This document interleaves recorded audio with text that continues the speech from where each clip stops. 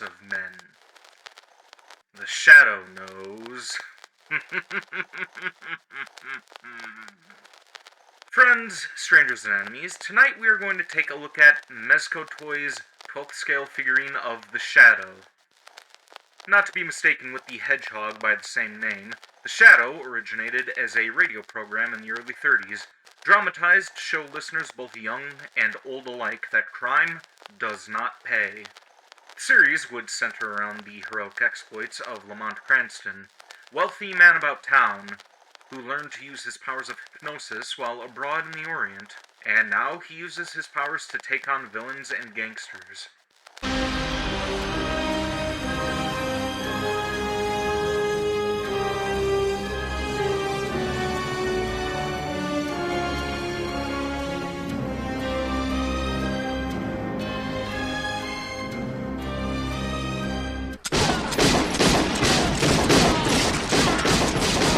Shadow would eventually go on to become a magazine, make its way into comics, and even inspire the creation of heroes like Batman and the Stranger. In 1994, Alec Baldwin starred in the movie adaptation of The Shadow. It's an underrated film, something that should honestly have gone on to have its own quadrilogy. Now that I've explained the character, we can go on to reviewing the figurine, but before that, a word from our sponsor. Would you like to continue contributing to the world's rapid climate change and the inevitable destruction through the burning of fossil fuels? Then this winter you should purchase blue coal.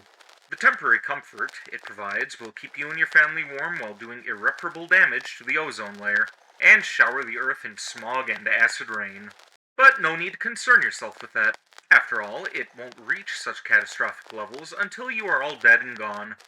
Happily live your life in comfort while damning the rest of your species. Buy blue coal now. And now, on to the main event. The exterior of the box shows a close-up of the Shadow's face, along with the brand name, in the lower right-hand corner.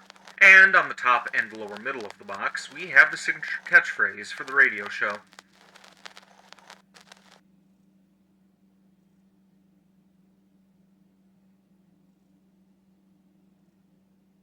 The right and left-hand sides of the box are mirror images of one another, of the Shadow aiming his gun at the viewer. And the back of the box shows what accessories are included for the figurine. We'll be exploring these hands-on very soon, so there is no need to linger here. Now let's get him unboxed. I did take the time to assemble it somewhat prior to this review. When you first open the box, the Shadow was not wearing his cape or his scarf, but as you can see, I have assembled him in the appropriate attire. The inside of the box has 3 layers to it. The top houses the figurine, his different head sculpts, and 2 accessories, while the second layer has an alternate scarf, weapons, and 2 other accessories. And the third layer just houses a base for the figurine. So, before I do anything else, we are going to take a look at the base. Since I'm going to have to use that to stand him up, we may as well nip that in the bud. The base is black, with his name displayed across it, and the extendable arm here holds him without puncturing his back, unlike your Figmas and Neanderoids. So big props to that. This peg here can also be used for him to stand on if you don't want to use the arm. Gotta appreciate the variety. I have explored a few other reviews prior to scripting this one, so I do know that he is wearing a 3-piece suit with a handkerchief beneath his long coat. And it is rather constricting. I'm not going to undress him, but I can show you the layers beneath his collar here, where you can see his suit and tie beneath the overcoat. And much like the Red Death figurine I reviewed before, this cape appears to have metal inserts so you can pose it in various ways.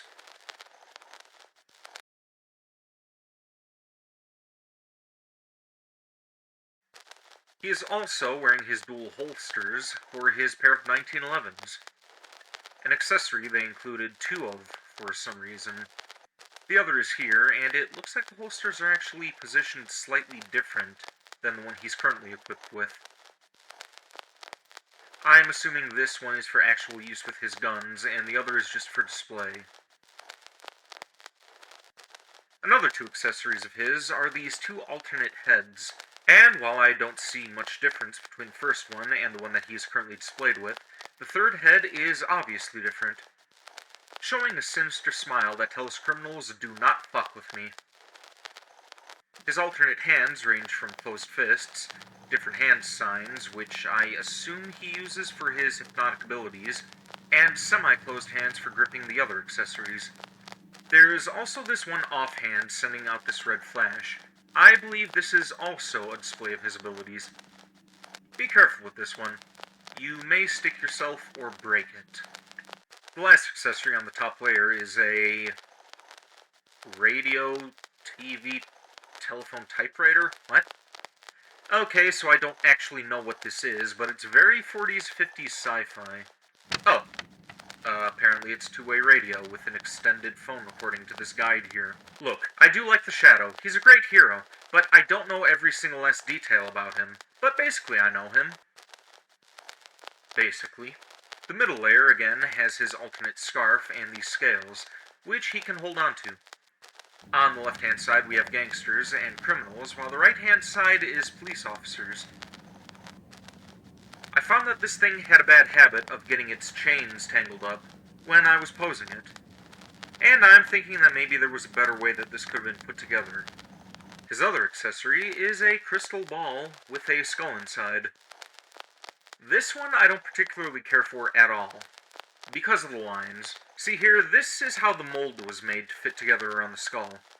I guess if you look at it head-on, it's not too noticeable, but still, there had to have been a better way of making this without having it look this tacky. Now we move on to the guns. Yes, my favorite subject. The Shadow has his two 1911s with removable magazines and movable slides.